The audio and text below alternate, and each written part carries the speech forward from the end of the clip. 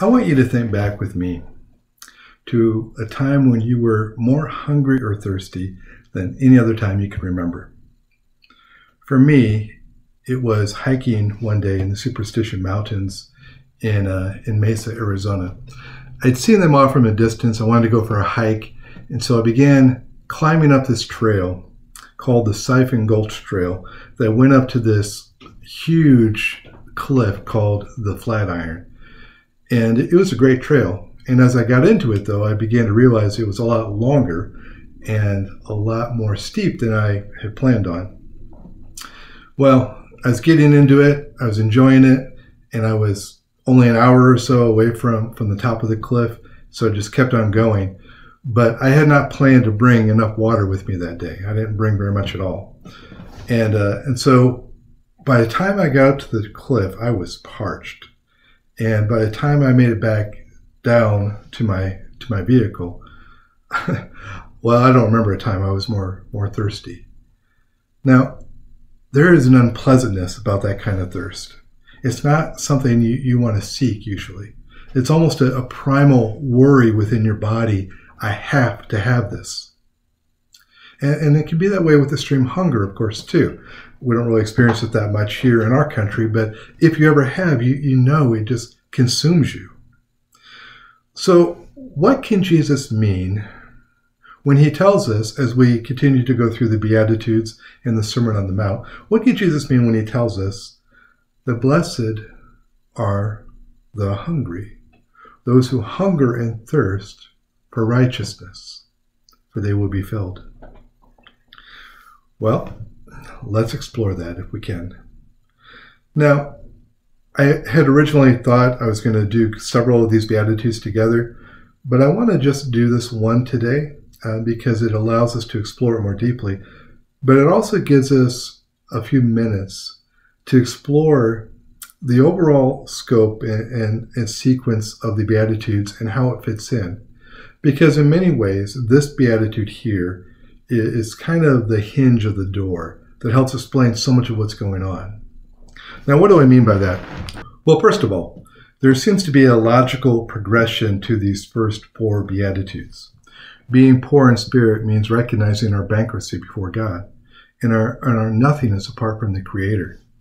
Mourning here means mourning over the ways we have failed this God, the ways that we have allowed sin to creep into so much of our lives. We mourn for ourselves and our sin and also for the sins of the world. And the person who understands these things about themselves is going to have a certain meekness about them because they're not trying to get ahead in the world's opinion. They're more focused on God.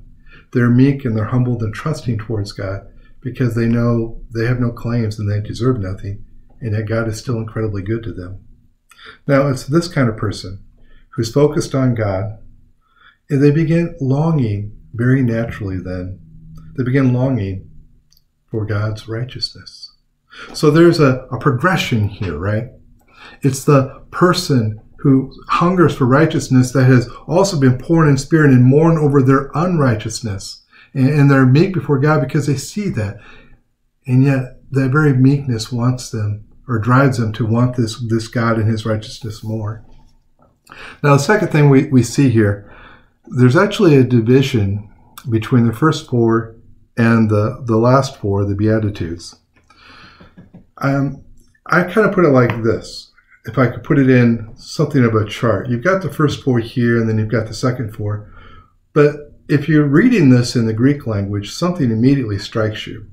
First of all, you're struck by the fact that both of these columns, as it were, both of these columns of four Beatitudes have exactly 36 words in them. The second thing that you would note if you're really paying attention is that the first and the last have the same reward or blessing attached to them. Theirs is the kingdom of heaven. So it forms something of a bracket, or more technically an inclusio, that tells us that all the rest are kind of tied into this.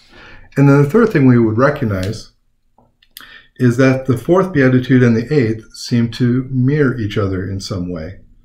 Those who hunger and thirst for righteousness, in the fourth Beatitude, are those who are persecuted for righteousness in the 8. So presumably they actually found some righteousness because they're now being persecuted for that.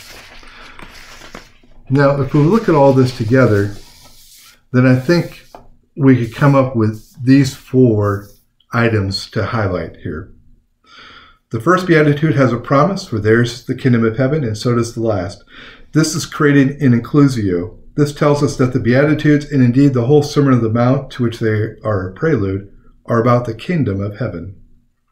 This suggests that all the Beatitudes are promising the kingdom of heaven to people, with Beatitudes 1 and 8 making the promise in general terms, and Beatitudes 2 through 7 unpacking what that means in concrete ways, appropriate to the people involved.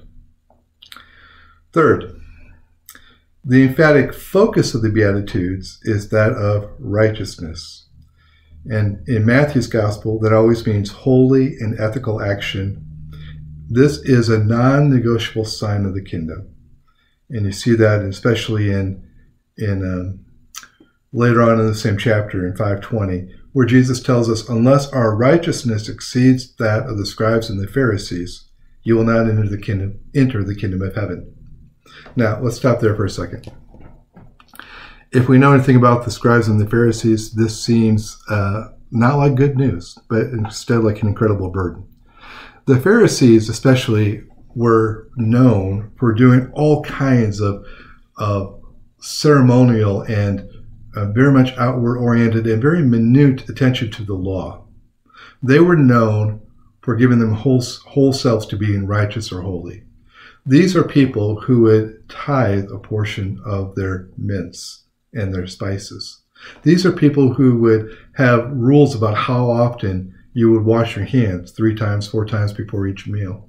They had rules about everything. So when we hear this, especially when we put ourselves in the sandals of the people who heard this first, and Jesus is saying our righteousness, unless it exceeds their righteousness of the scribes and Pharisees, we won't get in. That does not seem like good news. That seems like bad news. But here, the last thing we see helps us understand why this is good news.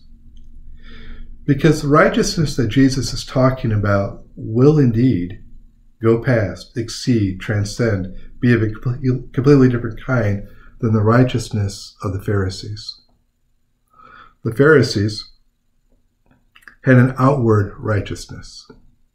Jesus described them in one verse as whitewashed tombs. Now that seems an odd thing to say, in our culture at least. But back then people were very familiar with it. If you had a tomb, and it might be a stone coffin, it might be something more simple or sometimes more elaborate, what you would often do is you would take lime, basically, and you would whitewash that with their equivalent of white paint. Now, you would do that in order to mark it, as it were, so that people did not stumble upon that tomb. Because if they stumbled upon the tomb, then they became ceremonially unclean, and you wanted to avoid that. So that was the contrast Jesus was talking about. On the outside, it's white. It seems spotless. It seems clean. But in the inside, you have a dead, rotting body with all the things that go along with that. And Jesus is saying that is the righteousness of those who seek outward, external righteousness and change of their behavior, but on the inside have not been transformed. You see, if we back up here just a second, we notice something. Jesus consistently is talking about a righteousness that begins on the inside and then works its way out. Where do we see that? Well, we see it in some of the verses he has mentioned. But we also see that even right here in the way that this is set up, it's almost as if it's paralleling the words of Jesus of the Great Command. The 2 great commands, Jesus echoing the Old Testament, love God with all your heart and soul and mind and strength. And the second is like it, of the same kind, flowing out of it, love your neighbor as yourself. Or as Jesus would later put it, make the tree good and the fruit will be good. Wash the inside of the cup, and when you do that, the outside will very naturally be clean.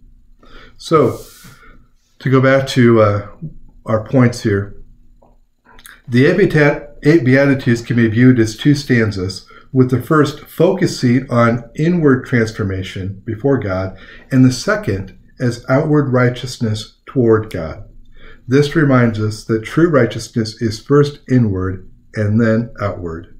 Righteousness is first a gift that Jesus, the righteous one, gives us if we are humble enough to come to him and seek it.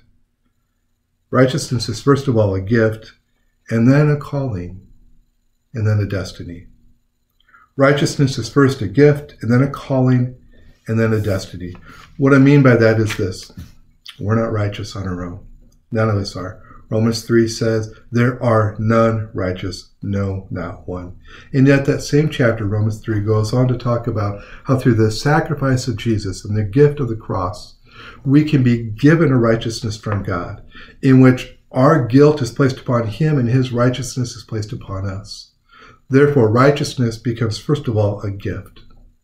And then second, we're reminded here, these Beatitudes and the whole Sermon on the Mount describe this righteous life then that would be fulfilled in us. It's a calling to us, but it's also, in a sense, a promise of our destiny.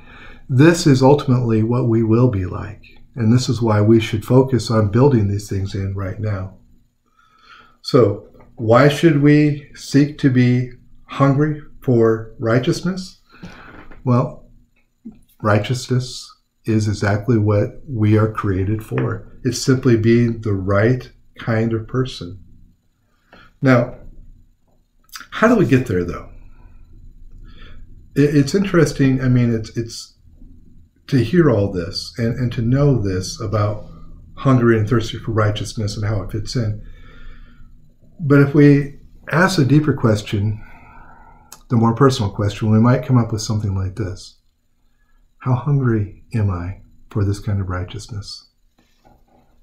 How hungry am I? How much do I think about it? How much do I pursue about it? Do I lose sleep about this or other things that don't really matter as much? Am I focused on becoming more righteous? Am I really hungering for that? Or am I not, if I was honest with myself? And I think if we're honest with ourselves, and yet the Spirit of God has woken us inside, we ask the second question then: how can I become more hungry? What does that look like? Well, I always suggest two things here to stimulate our spiritual appetite, as it were, to become more hungry. First, recognize what you're really hungry for. Recognize what you are really hungry for. What I mean by this is we all hunger and thirst for things. But very often we're hungering for God and his righteousness, being rightly connected with him and rightly being who we're supposed to be. And yet we don't recognize it as such, because that's such an abstract and also a very inward and spiritual concept. So very often what we think we're hungry for is something much less. Part of our growth in the kingdom is recognizing that every true need and desire of our heart is really desire for God and his righteousness.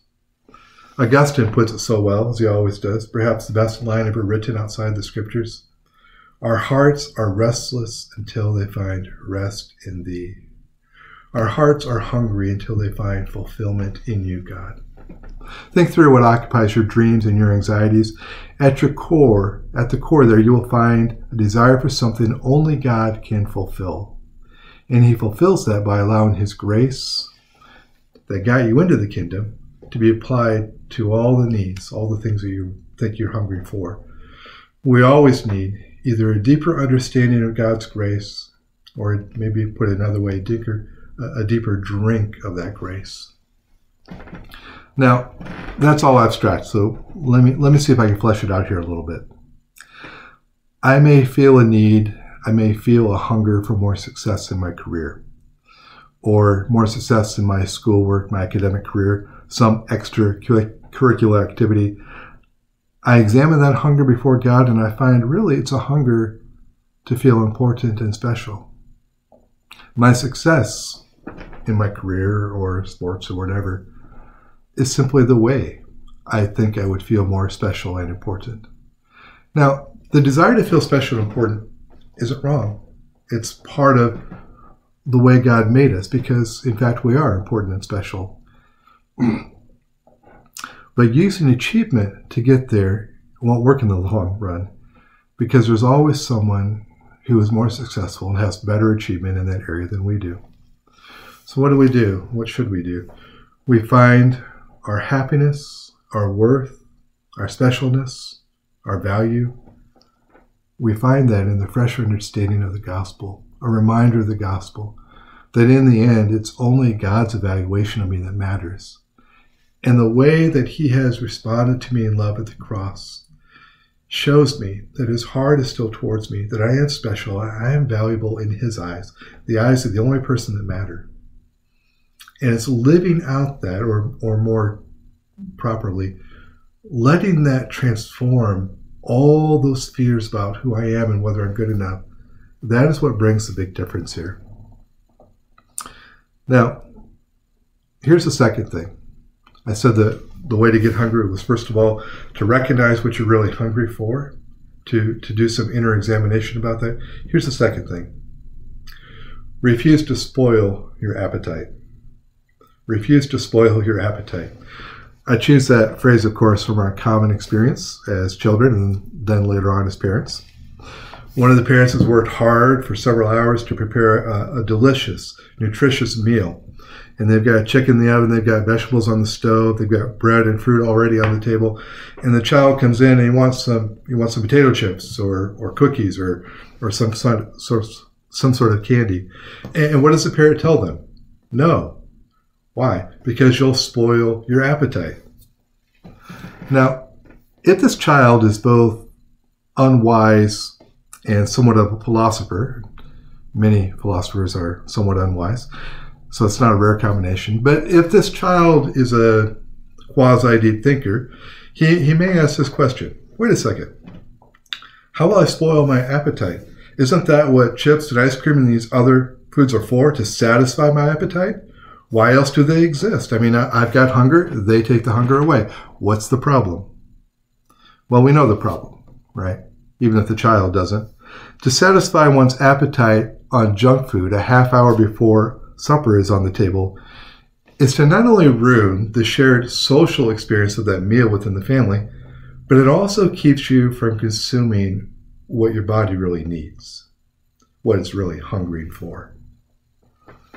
Our spiritual appetite, in some ways, is like that physical appetite. Not in every way, of course, but in some ways. That's why Jesus could use the analogy that he did. And if we fill ourselves up with what is easy and what is quick and has no other virtues than it tastes good at the moment, we simply will not have the appetite for that which our soul really needs. Do you remember when Jesus in the Gospel of John sat down with the Samaritan woman? He sat down at this well, and he used the well to introduce to her the offer of salvation, using the analogy of living waters, of fresh waters that can satisfy her soul. And finally, the woman says, "Oh, please, give me some of this water." She doesn't get yet what Jesus means. So Jesus responds with what seems like a very odd way, an odd turn of the conversation. She says, "Please give me some of this living water." And then he says, "Go get your husband." Now, the woman's a little abashed here because she then says to Jesus, "I don't have a husband." And Jesus says, "You're right. You've had 5 husbands, and the man you're living with right now, you're not married to. You don't have a husband." Now, what is Jesus doing here? Is he just rubbing her nose into her failures? Does that sound like Jesus? No, what he's doing here, he's getting her to understand her true need. And in fact, he's saying to her, I want to give you the water. I want to give you the true water that will satisfy your soul. But the problem is that you've been drinking from the wrong well. And until you understand that, you won't receive, you won't even seek this kind of water that I'm talking about. You've been trying to find significance and security by attaching yourself to all these men. But I'm the only one. My gospel is the only thing that can give you that. You've been drinking from the wrong well. I can't help but feel that those words apply to areas of my life where I'm trying to find significance, when I'm trying to find security, when I'm trying to find specialness, or even just pleasure apart from God. Maybe you've tried to find that as well. You're trying to fill the emptiness with food or entertainment or pleasure or social media. These things aren't wrong in their place, of course. But are they spoiling your appetite for what you really need, what can really meet the needs and desires of your heart? Well, let's kind of end it with this question. If Jesus were sitting down at the well by you, if he were asking you this question, if he were asking you what well you've been drinking from or where you've been seeking to find what really only the living water can give you, what would he say? Probably not, go bring your husband. Go bring your screens. Go bring your food. Let's talk about your struggle with pornography. Let's talk about your shopping, your buying. Let's look at the way that you do the things you do or drink the things that you do. Is Jesus being a control freak? No. If he was, he would hardly have gone to the cross for us. He is being a father, a shepherd, a wise friend, someone who loves us deeply. The one who, above all else, wants to give us what our heart is truly hungering for. And this is the promise of Jesus, that those who hunger and thirst for righteousness will be filled. I remember, going back to how I began this, when I finished that hike in the mountains of Arizona and got down from that trail, headed to my car. I didn't have any water in the car because I wasn't being very smart that day, like I said. I headed to the nearest gas station, and I think I drank my weight in Gatorade. And let me tell you, I don't remember anything tasting quite as good as Gatorade did that day because of how thirsty I was for that. And that's the promise of God. That's the promise of God. That those who hunger and thirst for righteousness in this way, with Jesus and through Jesus, those who hunger and thirst for the righteousness of this kingdom will find fulfillment. They will find it sporadically and progressively in this life, and they will find they will find permanent fulfillment of all their deepest desires when Jesus comes and establishes his kingdom in truth and in power and in fullness. Blessed are those who hunger and thirst for righteousness, for they will be filled.